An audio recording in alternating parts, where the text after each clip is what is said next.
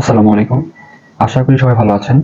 গতদিন আমরা একটা সিম্পল এলসিডি স্ক্রিনে কিভাবে লেখা ডিসপ্লে করতে হয় সেটা দেখেছি। আজকে তারই ধারাবাহিকতায় আমরা একটা এলসিডি স্ক্রিন যে কোনো একটা কিছু ডিসপ্লে করাবো, কিন্তু সেটা হচ্ছে কিপ্যাড। কিপ্যাডে যে ডিজিট থাকে বা সেখানে যে যাই থাকুক না কেন, আমরা সেটা আমাদের ডিসপ্লে করানোর ট্রাই করবো। আচ্ছা, তো গতদিনের সাথে আজকের সাথে একটা বেসিক পার্থক্য হচ্ছে, গতদিন আমরা যখন কোনো ডিসপ্লের লেখাকে চেঞ্জ করতে চাচ্ছিলাম তখন আমাদেরকে কোডে হাত দিতে হয়েছে, কোডে চেঞ্জ আনতে হয়েছে। কিন্তু আজকে আমি যখন একটা ডিজিট আনবো বা আমাদের কিপ্যাডে যে ডিজিটগুলো আছে বা যে ইন্ডিজার নাম্বারগুলো আছে বা এবিসিডি আছে, যেগুলো সাথে আমি আনতে চাই, সেক্ষেত্রে আমি ডিরেক্ট কোডে হাত দেওয়ার প্রয়োজন নাই। তো চলুন আমরা শুরু করি আজকে। প্রথমত কানেকশন, কোড এবং সিমুলেশন দেখবো, পরবর্তীতে আমরা কিছু অ্যানালাইসিস করবো। তো চলুন আমরা কানেকশনটা দেখে নিই।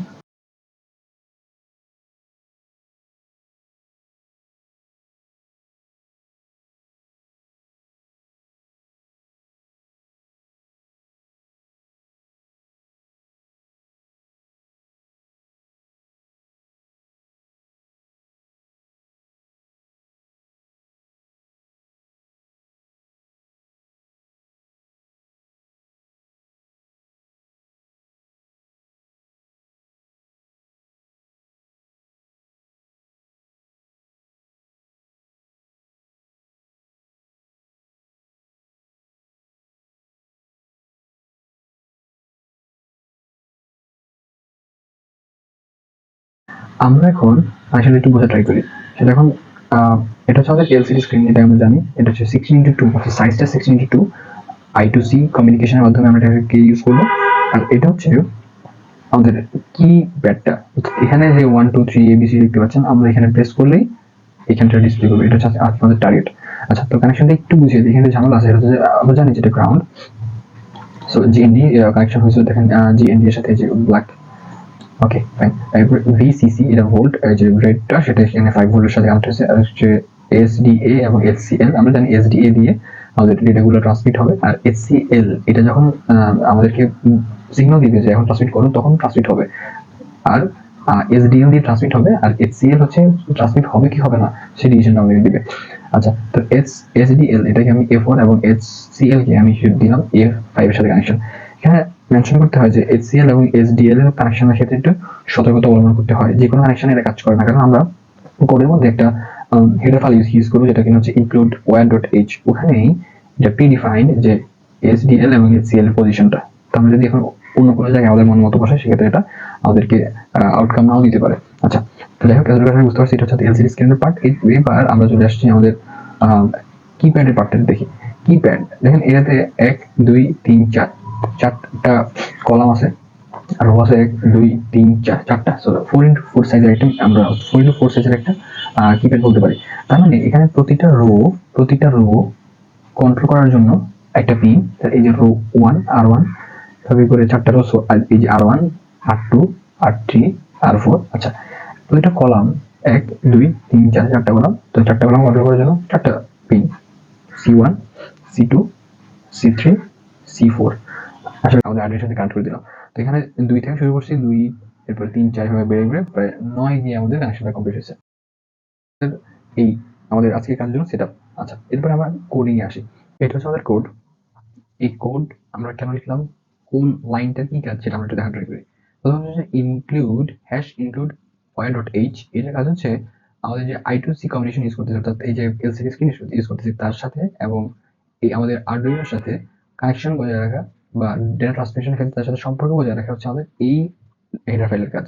আচ্ছা, এটা হচ্ছে আমাদের ইনক্লুড লিকুইড ক্রিস্টাল I2C.h। এটা হচ্ছে আমি লিকুইড ক্রিস্টাল, অর্থাৎ এই আমাদের যে এলসিডি স্ক্রিনটাই আছে সেটাকে অপারেট করার জন্য যে ফাংশন কল করবো, সেগুলো যাতে ঠিকমতো কাজ করে। অর্থাৎ আমি এই ফাংশনটা কল করে আলটিমেটলি কি চাই সেটা যাতে বুঝতে পারে আমাদের কম্পাইলার, দ্যাটস আমি এই হেডারটা কল করলাম। আর এখানে কিপ্যাড.h এইটাকে কল করার উদ্দেশ্য বা এটা লেখার উদ্দেশ্য হচ্ছে, আমি তো এই যে আমাদের কিপ্যাড আছে সেটাকেও কন্ট্রোল করার জন্য কিপ্যাড যাতে কাজ করে সেজন্য ডেফিনেটলি ফাংশন কল করবো। তো ওই ফাংশনগুলো যাতে বুঝতে পারে যে এই ফাংশনের অ্যাকচুয়ালি কি কাজ, দ্যাটস ওয়াই আমি এখানে এই হেডারটা ইউজ করলাম।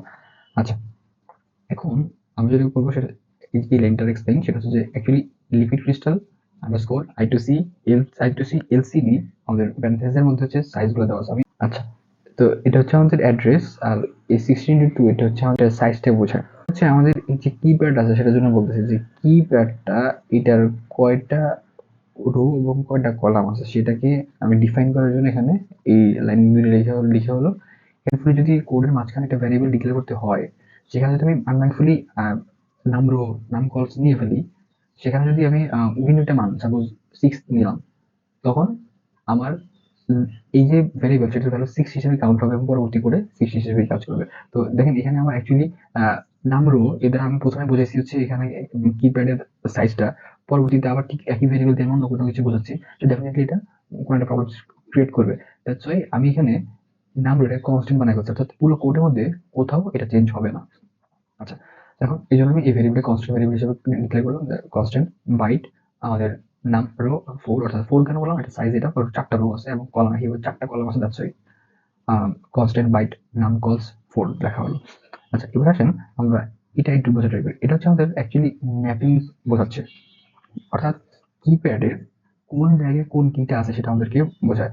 অ্যাকচুয়ালি এটা যেটা বোঝায়, যখন আমি 3 প্রেস করবো, অর্থাৎ এই পজিশনে প্রেস করবো, তখন এই পজিশনে ম্যাপিং এ যে আছে তাকে আমাকে ডিসপ্লে করা হবে। এখানে 1 2 3, অর্থাৎ 3 পজিশনে কি আছে, এখানে 1 2 3 3 আছে, যাচ্ছে আমাকে 3 প্রিন্ট করে দেখাবে।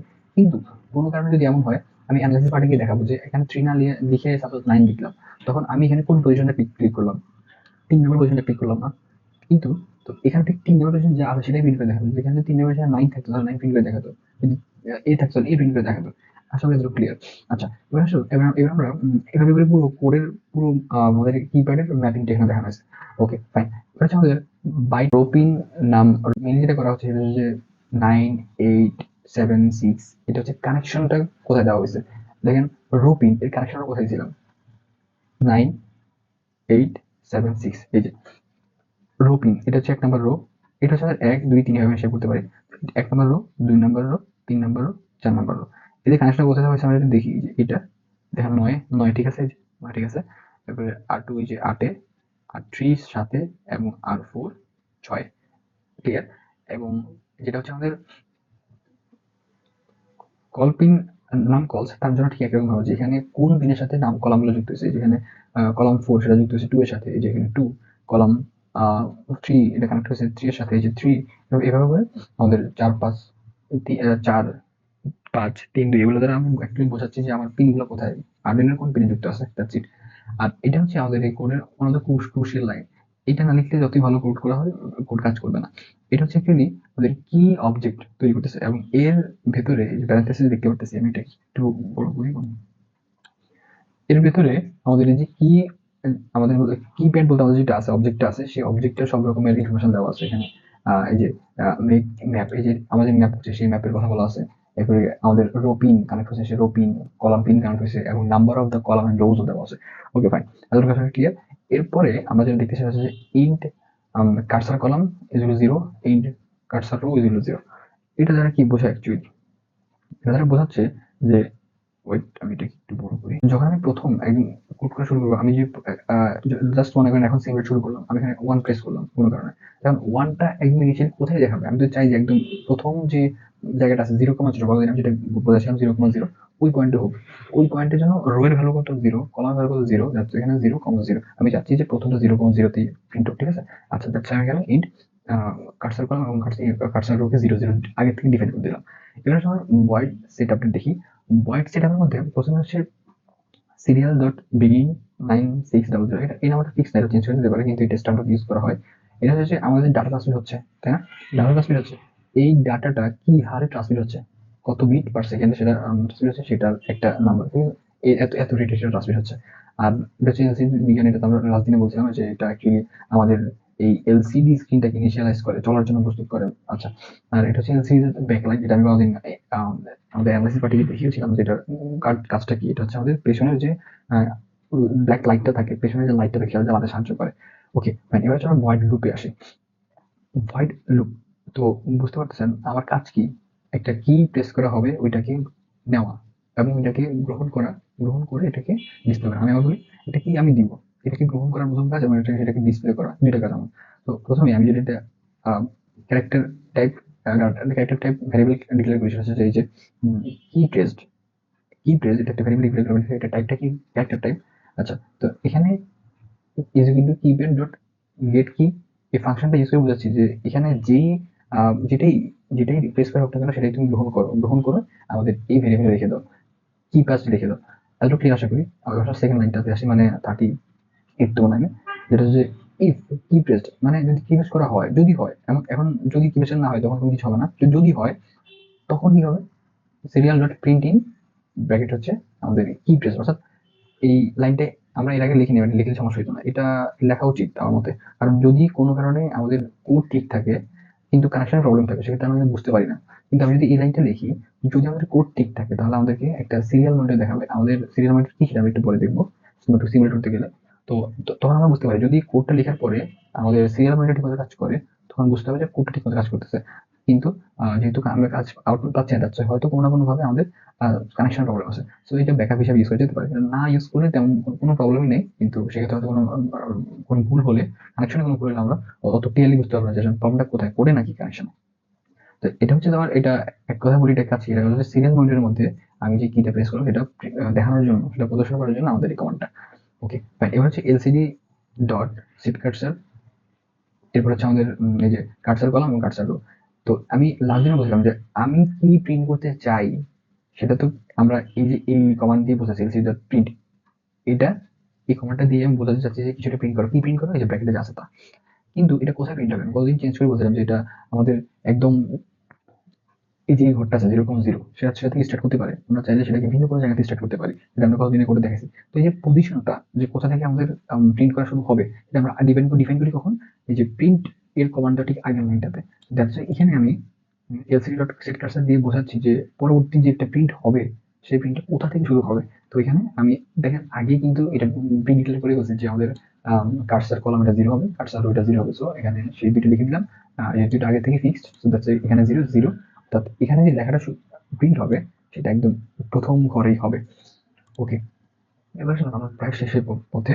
আমাদের অ্যাকচুয়ালি এতটুকু কোড হয়ে যেত, কিন্তু আমরা আরেকটু মানে ভালো লেভেলের কোড করার জন্য এই কয়টা লাইন অ্যাড করতে করা লাগতে পারে। আচ্ছা, তো এখন এতটুকু আমাদের কাজ শেষ। এখন আমরা একটু সিমুলেট করে দেখি, সিমুলেট করার পরে হয়তো আমরা এই লাইনগুলো গুরুত্ব বুঝতে পারবো। আচ্ছা,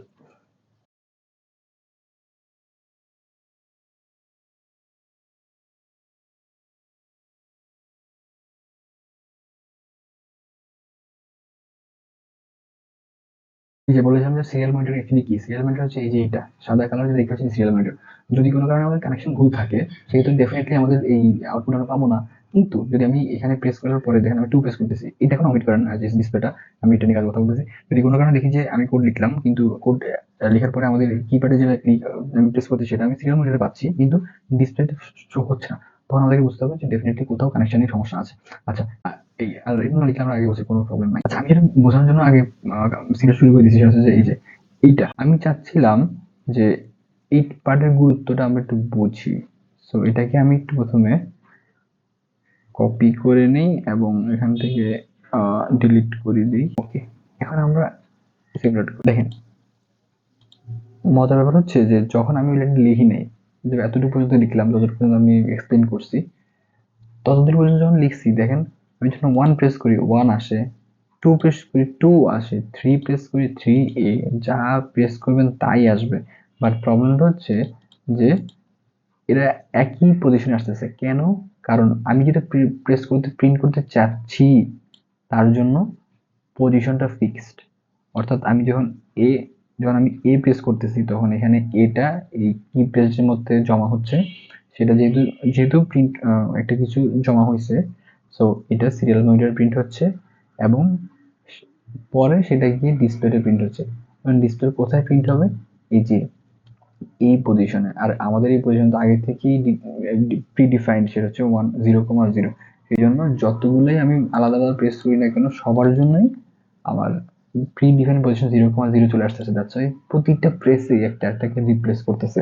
কিন্তু আমি যেটা চাই না, আমি চাই এখানে 1 2 3 4 আসুক একটার পর একটা কনসিকিউটিভলি। তো সেই জন্য আমি যেটা করতে চাই সেটা হচ্ছে যে আমি আগের কোডটা কপি করে পেস্ট করে দিলাম। এখন দেখি যে আমাদের অ্যাকচুয়ালি কাজটা হচ্ছে কিনা। যদি হয় সেক্ষেত্রে আমরা এক্সপ্লেন করবো ইনশাআল্লাহ, না হলে তো চেঞ্জ করতে হবে। যদি 2 হয় তাহলে 3 6 9 তো আমি যেটা প্রেস করি সেটা আসতেছে আলহামদুলিল্লাহ। তাহলে এখন বোঝা যায় যে এই পার্টের যে গুরুত্বটা সেটা আমরা আসলে বুঝতে পারতেছি যে এটা থাকলে কি হবে, না থাকলে কি হবে। এখন আমরা একটু এক্সপ্লেন করি যে কার্সার কি, অ্যাকচুয়ালি এই পার্টটা কিভাবে কাজ করতেছে। দেখুন, যখন আমরা কোনো একটা কি প্রেস করি, জাস্ট ওয়ান, অ্যাকচুয়ালি এটা কোন প্রসিডিউরে আগাচ্ছে।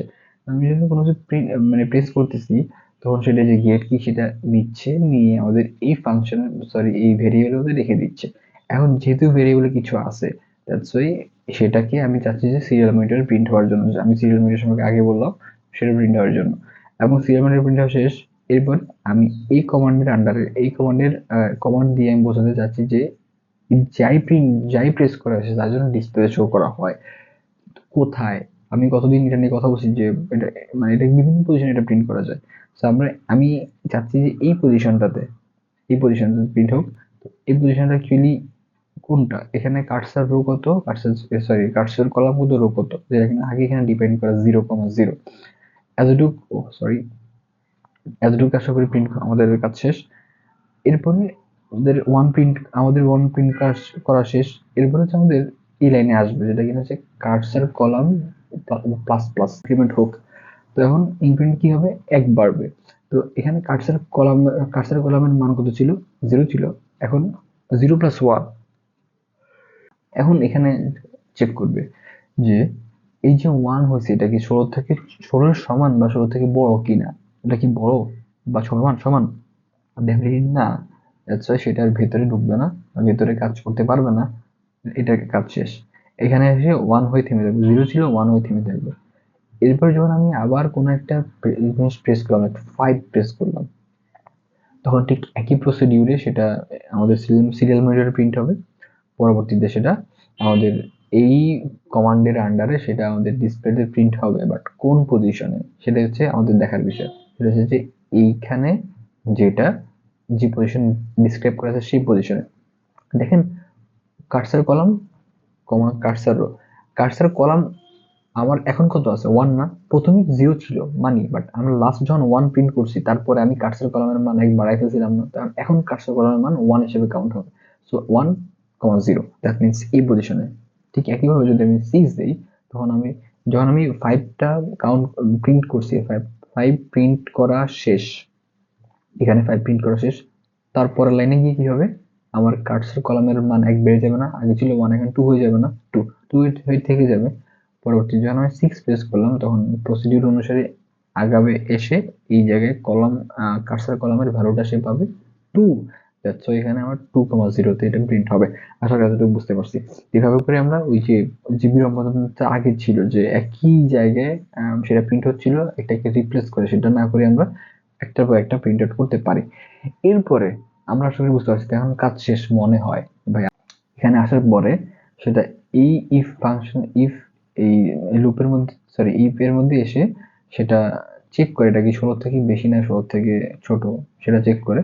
যদি 16 থেকে ছোট হয় তাহলে আর কোনো পরিবর্তনের প্রয়োজন হয় না, বেশি হলে বা সমান হলে পরিবর্তনের প্রয়োজন হয়। এবার প্রশ্ন কেন,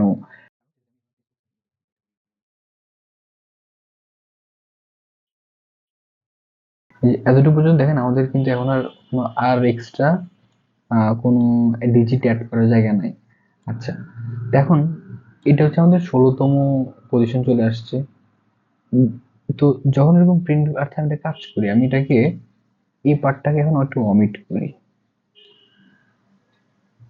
তখন হয়তো বোঝা যাবে। এটাকে আমি কন্ট্রোল সি দিয়ে আমি এটাকে ডিলিট করে দিই। Okay fine.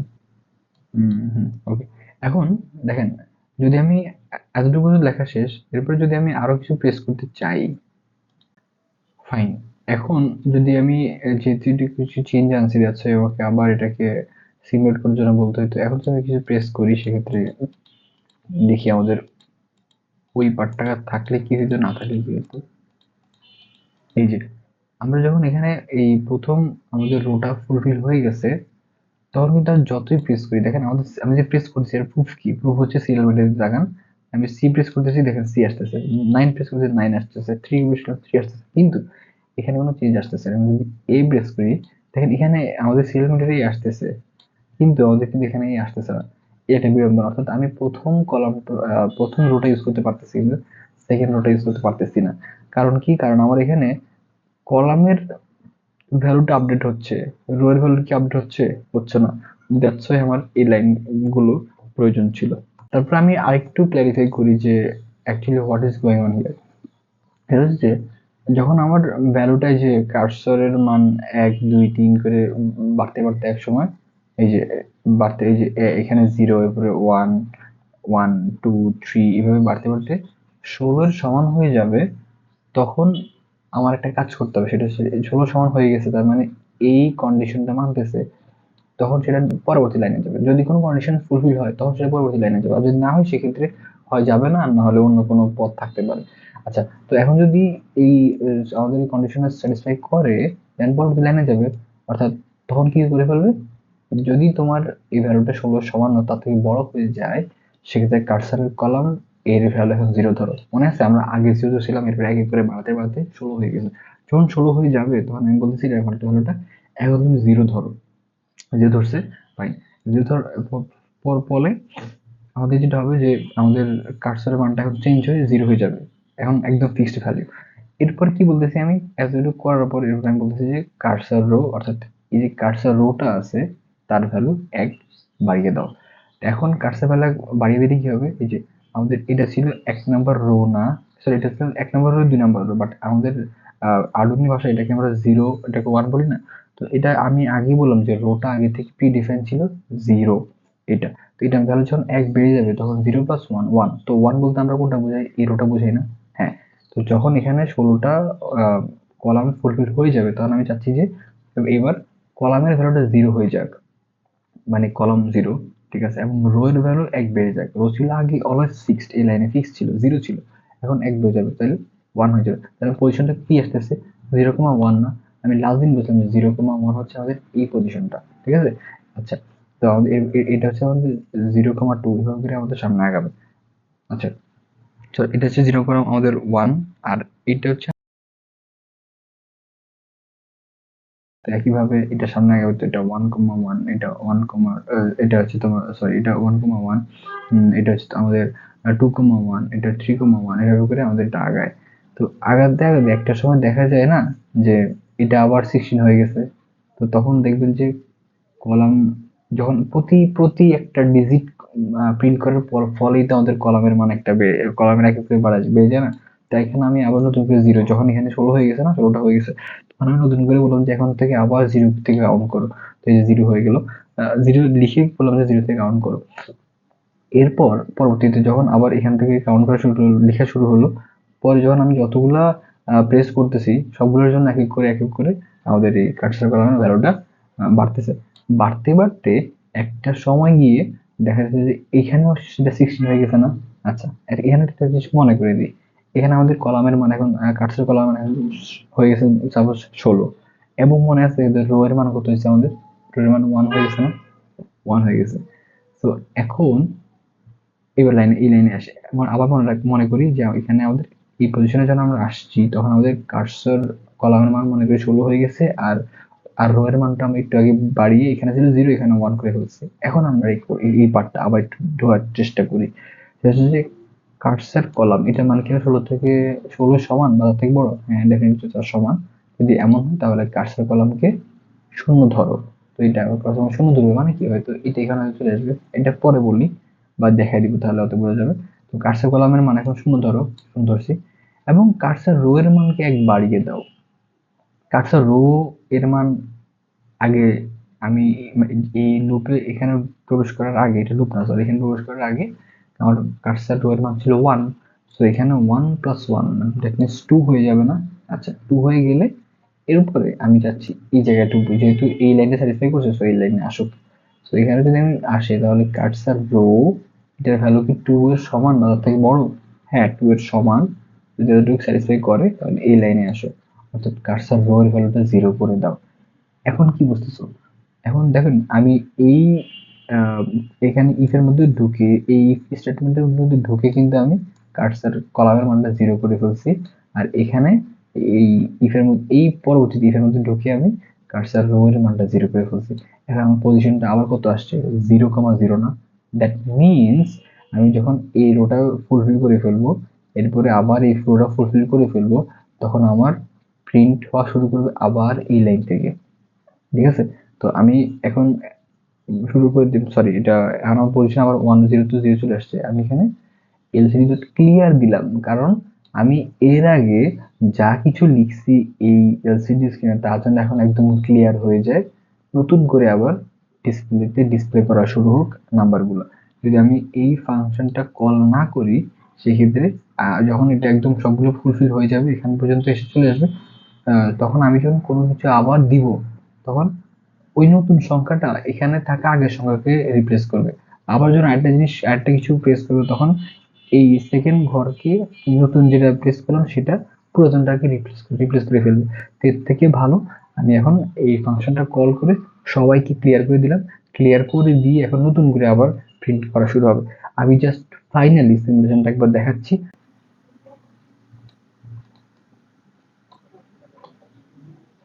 খেয়াল করি ওখানে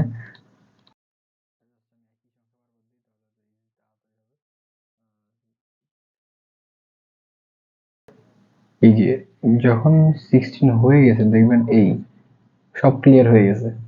ক্লিয়ার হয়ে আবার আমি যখন কিছু প্রেস করবো, তখন সেটা আবার 1 2 3 আবার আগের মতো করে একটার পর একটা প্রিন্ট করা শুরু হবে। এই ছিল আজকে আমাদের কোড সিমুলেশন। আর হচ্ছে আমরা এখানে একটি অ্যানালাইসিস করব। রো 1 কলাম 3 এই পজিশনের এই পয়েন্টে আছে হচ্ছে 3, কিন্তু আমার যেটা ম্যাপিং যেখান থেকে অ্যাকচুয়ালি মেশিনটা রিডিং নিবে, সেখানে আমাদের রো 1 কলাম 3 তে আছে 9। দ্যাটস ওয়াই আমি যখন 3 প্রেস করতেছি, আমি 3 প্রেস করছি, বাট মেশিন বুঝতেছে এখানে 9 কে প্রিন্ট করতে বলতেছে, কারণ এখানে ম্যাপিংটা ভুল করা আছে। তো আমি যদি এটাকে চেঞ্জ করে আবার 3 করে দেই, সেখানে দেখা যাবে আমাদের আউটপুটটা এক্সপেক্টেড আসতেছে।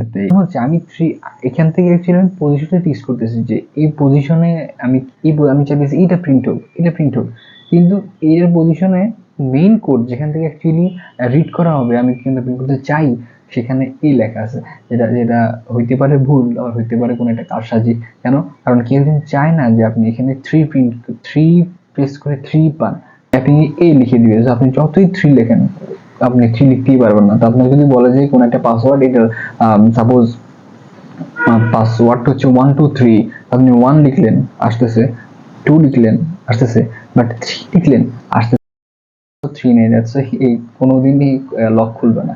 আচ্ছা, এতটুকুই ছিল আজকে আমাদের কোড কানেকশন সিমুলেশন। আবার ইনশাল্লাহ নেক্সট ভিডিও দেখা হবে আরেকটু আপডেট নিয়ে, আরেকটু মডিফাই করে ইনশাল্লাহ। ওকে, আসসালামু আলাইকুম।